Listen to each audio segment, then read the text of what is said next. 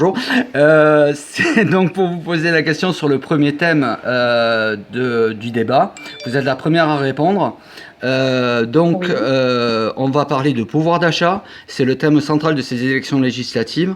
Dans cette circonscription, selon l'INSEE, 19,4% de la population vit en dessous du seuil de la pauvreté. Oui.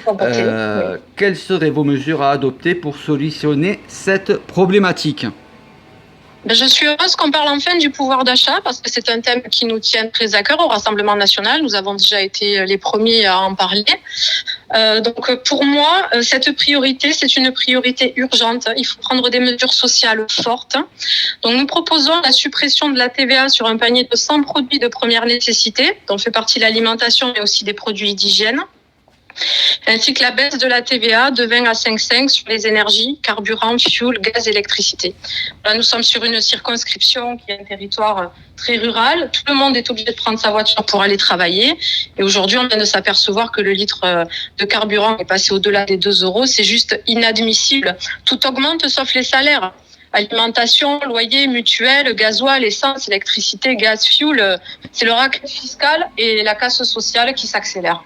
Lewis Marchand, donc on reprend exactement la même question. Quelles seraient les mesures à adopter pour solutionner cette problématique ? Je pense qu'au niveau du pouvoir d'achat, quand on reprend un petit peu ce qui s'est passé au niveau de l'élection nationale juste avant, au niveau des présidentielles, tout le monde a parlé de faire augmenter le pouvoir d'achat. Augmenter le pouvoir d'achat, mais comment le faire augmenter ? Si ce n'est monter les salaires. Monter les salaires, on sait que c'est quasiment impossible aujourd'hui dans la vie active et privée, au niveau de toutes les entreprises, petites entreprises, très petites entreprises, même moyennes entreprises, pour augmenter un salaire, c'est quand même relativement dur. Je pense qu'aujourd'hui, il faut qu'on prenne le problème un peu à l'envers, dans la pyramide un peu inversée, c'est-à-dire, si on arrive à faire bloquer les prix du carburant maximum à 1,50 € à la pompe, quand on sait que 60% de notre plein, ce sont des taxes.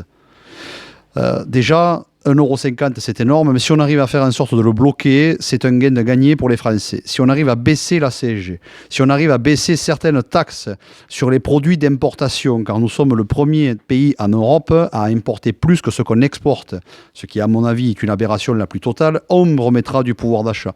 Il faut qu'on arrive à arrêter de presser, parce qu'il n'y a pas d'autre mot, de presser les petits salaires, les catégories C, et à partir de là, on remettra du pouvoir d'achat, on remettra de la dynamique dans l'investissement des Français. Monsieur Salévin, même question ? Eh bien, avec Résistons, nous sommes d'accord avec une baisse de la TVA, ne serait-ce que provisoire, à 5,5 € sur les énergies. Mais cependant, nous pensons que la meilleure manière de ramener du pouvoir d'achat, c'est de permettre aux artisans, de permettre aux paysans de faire leur boulot convenablement. Quand j'étais sur les marchés, que je voyais les gens, la plupart des artisans et des paysans avaient cette impression que tout était fait pour les empêcher de fonctionner convenablement. Ils étaient surtaxés, ils se sentaient empêchés fiscalement, empêchés administrativement, et donc ils avaient l'impression qu'il y avait des vrais lobbies qui avaient pour but de déstructurer l'artisanat et le monde paysan pour pouvoir prendre la place, ensuite prendre le business. Donc, si ne serait-ce que nous fixions des prix planchers pour les prix des fruits et des légumes des producteurs et que nous faisions par exemple des tickets paysans qui permettent aux gens de pouvoir consommer des producteurs locaux, eh bien, nous relancerions une consommation de qualité. Parce que ce n'est pas tout de relancer le pouvoir d'achat, mais ce n'est pas pour continuer à consommer des produits de sous-qualité qui ne vont pas dans le bon sens. Il faut restructurer l'économie de fond en comble. C'est maintenant au tour de monsieur David Eraille de répondre à la même question. Donc, je répète, quelles seraient les mesures à adopter pour solutionner cette problématique, la problématique du pouvoir d'achat selon vous ? Donc, concernant le pouvoir d'achat, il y a une chose, c'est déjà le travail, valoriser le travail, notamment concernant les heures supplémentaires qui peuvent être librement consenties par la personne qui travaille, notamment justement en exonérant tous les freins en fait qui permettrait à ce salarié de faire des heures supplémentaires, qui ne se retrouve pas au niveau des impôts pris au piège, de devoir payer un impôt beaucoup plus fort parce qu'il aura beaucoup plus travaillé. Là, je pense qu'il y a quelque chose à faire. J'ai lu un article dans le Midi Libre concernant les saisonniers. Les saisonniers, donc, qui travaillent durant la période estivale. Et j'ai pu lire comme quoi ils n'ont pas des conditions de logement.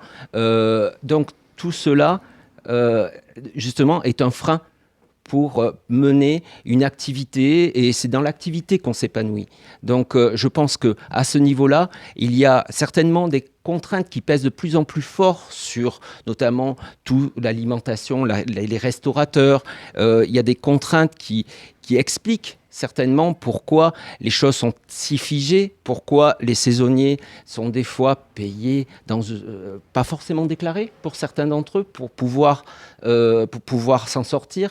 Je pense qu'à ce niveau-là, je pense qu'il y a des règlements qui pèsent sur cette industrie touristique et saisonnière, et je pense qu'il y a une meilleure approche à avoir vis-à-vis des commerçants ou ceux qui sont appelés justement à embaucher des saisonniers, à pouvoir les faire travailler. Déjà, c'est un point fort. Concernant aussi les déplacements, concernant les carburants, je pense qu'il y a, quand on voit, ne serait-ce que pour un litre d'essence, en fait, on a une taxe. En fait, la TVA, en fait, vient s'ajouter à une autre taxe qui est déjà en amont. Donc, il se retrouve doublement taxé, en fait, le carburant. Je pense qu'à ce niveau-là, l'État a un rôle à jouer. D'accord, Monsieur Pollard. Je vous repose exactement la même question. Quelles seraient, selon vous, les mesures à adopter pour solutionner la problématique du pouvoir d'achat des Français ? Alors c'est vrai que le pouvoir d'achat, c'est vraiment une question centrale. Et là, j'ai vu récemment une émission où on conseillait aux gens, par exemple, de ne pas faire leurs courses quand ils ont faim, ou de baisser les yeux quand ils font leurs courses pour regarder les produits les moins chers. Puis là, on voit le gouvernement qui veut proposer un chèque, encore une fois, de 100 € en septembre. Donc tout ça, c'est vraiment pas à la hauteur des enjeux. Et nous, ce qu'on propose, c'est déjà des mesures d'urgence avec le blocage des prix de première nécessité et de 5 fruits et légumes, le blocage des carburants, des prix des carburants à hauteur de 1,40 € et non pas en puisant sur le trésor public, mais sur le trésor privé, c'est-à-dire que Total, par exemple, qui fait 15 milliards d'euros de bénéfices, il peut prendre sur ses bénéfices pour redonner du pouvoir d'achat aux Français, donc le blocage des prix par, effectivement, le trésor privé et pas le trésor public. Ça, c'est les mesures d'urgence. Après, pour redonner aussi du pouvoir d'achat aux Français, il faut des mesures pour permettre de vivre dignement de leur travail. Et pas en baissant les charges comme on le propose souvent à droite, parce que les charges, ça finance aussi nos services publics et notre protection sociale. Donc il faut augmenter les salaires, et notamment ce qu'on propose, c'est le SMIC à 1 500 € net, et puis des conférences sociales pour revoir les grilles salariales dans toutes les branches. Le dégel du point d'indice avec le rattrapage de l'inflation depuis 2010. Et puis, également, créer des emplois, parce qu'effectivement, on veut reconstruire les services publics, et ça passe par l'embauche de 1 million d'emplois dans les services publics, qui seront financés par une justice fiscale, c'est-à-dire, pour le dire schématiquement, que les gros payent gros et que les petits payent petits, que ce soit les particuliers ou les grandes entreprises, avec une caisse de péréquation qui permettra justement aux petites entreprises d'augmenter les salaires avec l'aide quelque part des grandes entreprises. C'est ça aussi la solidarité.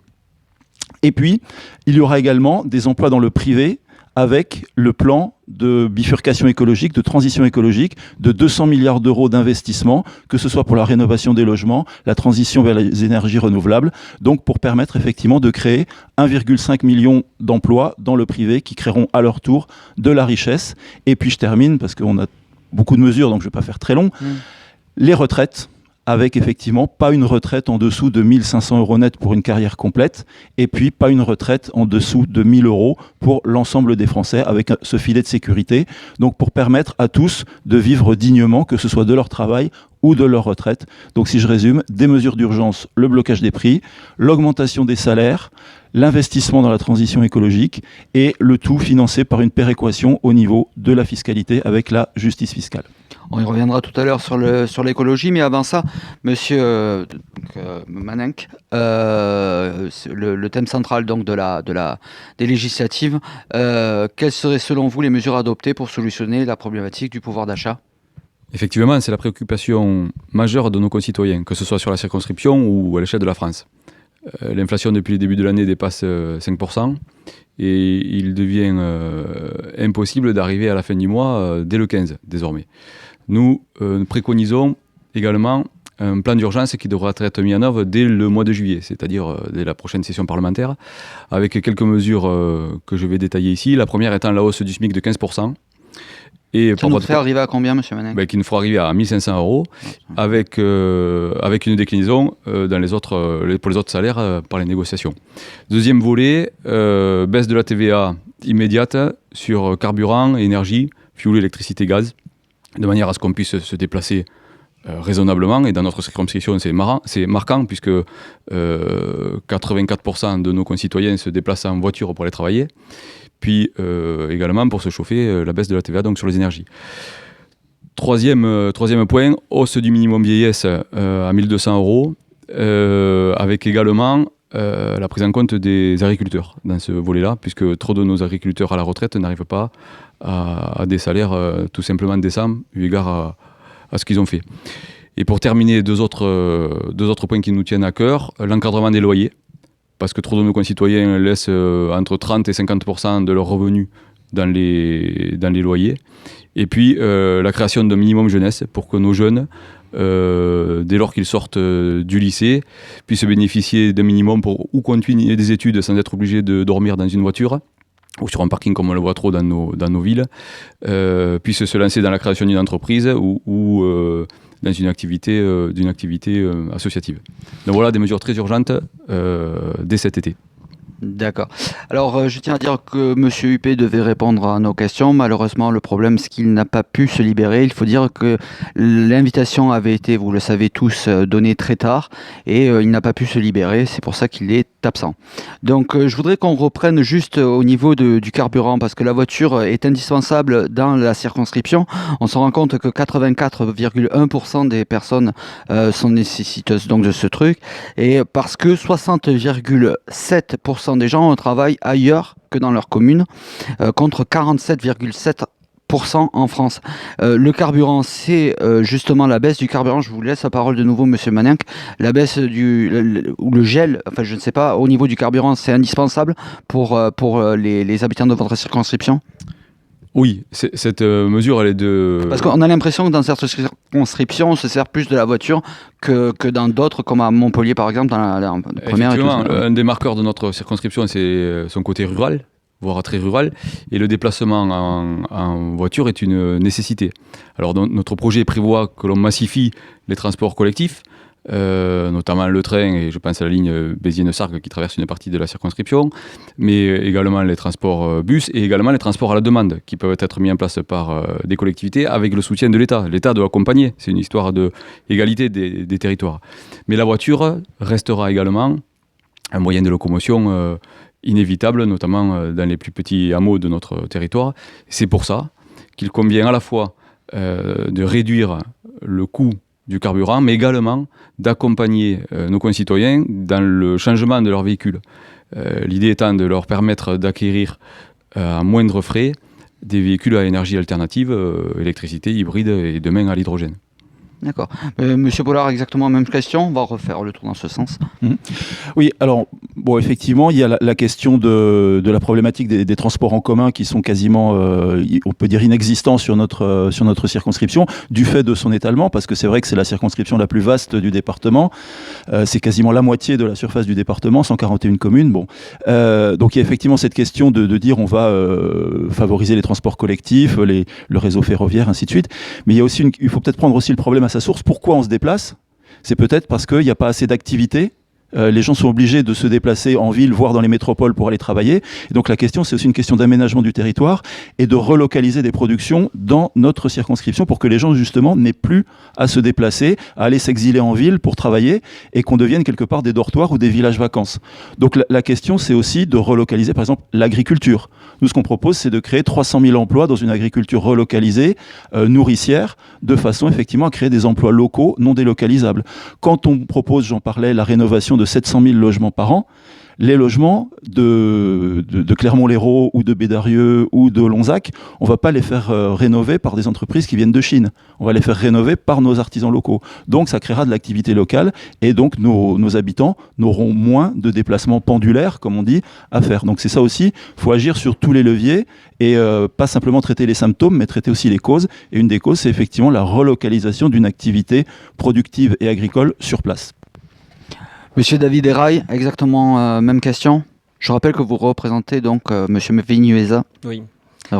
Concernant, bon, ça a dérivé un peu sur les transports. Oui. Donc, ce que je voulais dire, c'est que c'est vrai que moi, par exemple, ma belle-sœur, qui est infirmière, en tout cas pendant une certaine période, se rendait à Bédarieux.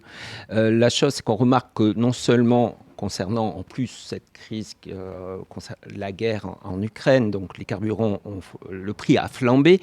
La chose qui se passe, c'est qu'il y a une façon punitive d'appréhender l'automobiliste comme étant quelqu'un qui est répréhensible dès qu'il met le contact sur sa voiture. Donc il y a quelque chose à réajuster, à mon avis, dans l'ensemble même, ne pas être inquiété, bien sûr. Il faut bien, c'est fait justement pour que les personnes respectent le code de la route, mais il y a une forme de surenchère et du coup ça pénalise ceux qui effectivement travaillent parce qu'il faut se déplacer chez les personnes, il y a de la route à faire et avoir cette inquiétude en plus de la charge du travail qui est menée, je trouve que là il y a quelque chose le curseur va un peu trop loin, notamment.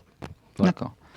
Donc Monsieur Salvin, exactement même question sur le carburant. Vous avez mentionné M. Huppé tout à l'heure, je voulais faire un hommage à son absence condescendante, toute macronienne, qui ne vient pas discuter avec le peuple. Il a été prévenu tard quand même, et sachez qu'il y en a qui ont pu se libérer, d'autres pas. Oui, mais le golf peut-être est une activité très importante, on ne sait pas. Je vous laisse vos propos. Alors, en ce qui concerne cette question importante, je vais rebondir sur ce que disait M. Pollard. Effectivement, il faut avoir des mesures d'urgence sur la question du prix de l'énergie, mais accepter que, en fait, effectivement, les zones rurales deviennent des dortoirs pour des grandes villes qui s'étendent à perte de vue, dans lesquelles il n'y a plus d'agriculture, dans lesquelles il n'y a plus d'autonomie alimentaire, ce n'est pas un modèle qui est viable et enviable. Donc, effectivement, la relocalisation crée des petites industries un petit peu partout sur nos territoires, en faisant ça de manière intelligente, en recréant la dynamique des coopératives qui a très bien marché avec l'agriculture des vignerons, en la diversifier la production pour avoir toute une économie de l'autonomie alimentaire des territoires. C'est ma première mesure et qui me semble la plus importante et qui pourrait irradier sur tous ces sujets. On se déplace moins, ce n'est pas un plaisir que de se déplacer, effectivement. Et donc si les campagnes bénéficiaient un petit peu plus du dynamisme humain de la ville et que la ville ressemblait un peu plus à la campagne, donc nous aurions besoin de moins nous déplacer. Pourquoi pas aussi, dans une idée à long terme, remettre un petit peu de traction animale pour aller de village en village, réorganiser, remettre l'animal au milieu de nos vies. Ce n'est pas une lubie de bobo, c'est la question de la tradition. Les gens, avant, n'avaient pas besoin de faire des milliers de kilomètres pour vivre, s'expatrier. Ils faisaient souche là où ils étaient et ils avaient leur modèle de vie à côté. Voilà, donc la voiture doit devenir de plus en plus, ne pas devenir le centre de la survie des gens, mais réaménager les territoires serait une mesure salutaire. Merci. Et donc, même question sur le carburant et sur les transports à Monsieur Lewis Marchand. Moi, ce qui me fait plaisir, c'est qu'on va retrouver du fumier sur les routes pour nos jardins, ça sera pratique, c'est comme dit dans la ruralité. Je pense qu'il faut qu'on revienne aussi à des fondamentaux et qu'on remette un petit peu les pieds sur terre. J'ai entendu des choses qui sont bien, mais qui sont bien dans un avenir lointain. Est-ce que ça sera réalisable avec le gouvernement qu'on a à l'heure actuelle, qui risque lui aussi de nous amener un 49-3? On le sait très bien comment ça va se passer, peu importe si c'est le NUPES, si c'est les socialistes ou nous, majoritaires à l'Assemblée nationale.